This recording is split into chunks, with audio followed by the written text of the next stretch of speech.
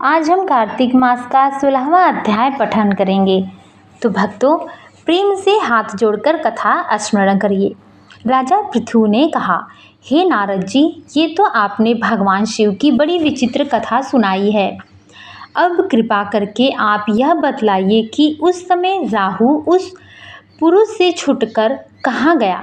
नारद जी बोले, उससे छूटने पर वह दूत बारबर नाम से विख्यात हो गया और अपना नया जन्म पाकर वह धीरे धीरे जलांधर के पास गया। वहां जाकर उसने शंकर की सब चेष्टा कही। उसे सुनकर दैत्यराज ने सब दैत्यों को सेना द्वारा आज्ञा दी। कालनेमी और शुंभ निशुंभ आदि सभी महाबली दैत्य तैयार होने लगे। एक से एक महाबली दैत्य करोड़ों करोड़ों की संख्या में निकल कर युद्ध के लिए जुट पड़े।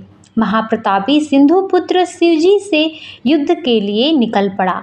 आकाश में मेघ छा गया और बहुत अपशकुन होने लगा। शुक्राचार्य और कटे सिर वाला राहु सामने आ गए। उसी समय जलंधर का मुकुट खिसक गया, परंतु वह नहीं रुका।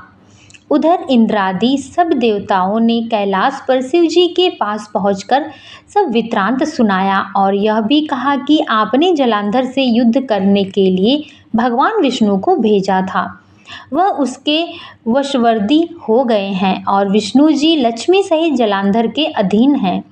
उनके घर में निवास कर रहे हैं। अब देवताओं को भी वही रहना पड़ेगा।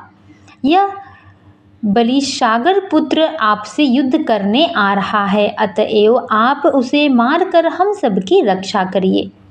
यह सुनकर शंकर जी ने भगवान विष्णु जी को बुलाकर पूछा, हे ऋषिकेश, युद्ध में आपने जलंधर का संहार क्यों नहीं किया और बैकुंठ छोड़कर आप उसके घर में क्यों चले गए। यह सुनकर विष्णु जी ने हाथ जोड़कर नम्रतापूर्वक भगवान शंकर से कहा, उसे आपका अंशी और लक्ष्मी का भ्राता होने के कारण मैंने ही नहीं मारा।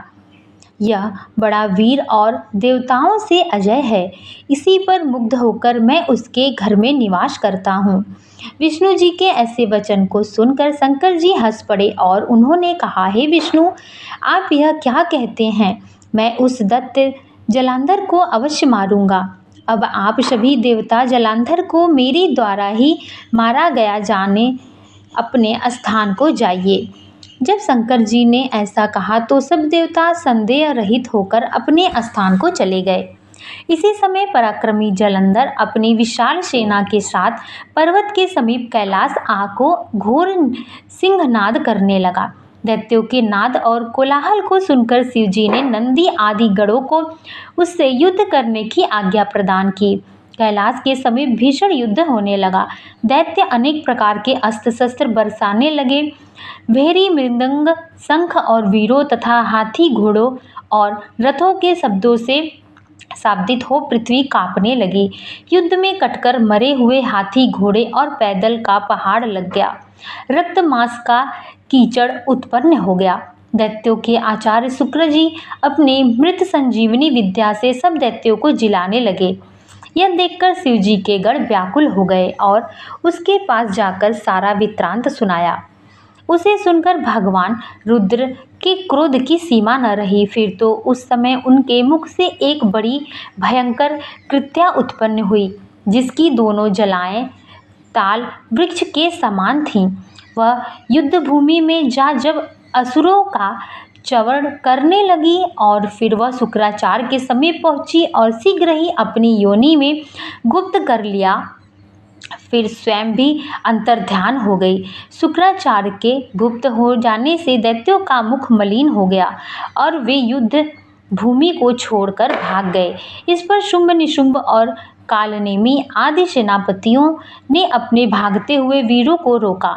शिवजी के नंदी आदि गणों ने भी, जिसमें गणेश और स्वामी कार्तिकेय जी भी थे, दैत्यों से भीषण युद्ध करना प्रारंभ कर दिया।